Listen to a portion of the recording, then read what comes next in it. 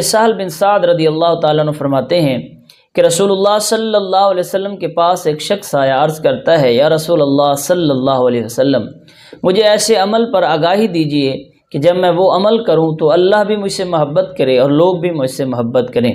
تو پیارے محبوب علیہ السلام نے ارشاد فرمایا کہ اس دنیا سے بے رغبت ہو جاؤ،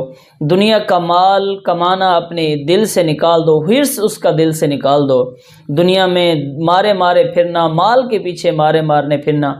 اس کو ترک کر دو تو اللہ تم سے محبت کرے گا۔ اور لوگوں کے پاس جو چیزیں ہیں ان سے حسد کرنا چھوڑ دو، ان میں رغبت لینا چھوڑ دو تو لوگ بھی تم سے محبت کریں گے۔ اس دنیا کے اندر انسان جتنا مال کماتا ہے اپنی ضرورت کے لیے وہ تو انسان کے اوپر لازم ہے، لیکن بے جا حرص جب انسان اپنے دل میں پالتا ہے تو وہ پھر انسان اس دنیا کے اندر جو ہے پریشانی کا سامنا کرتا ہے اور آخرت میں بھی پریشانی کا سامنا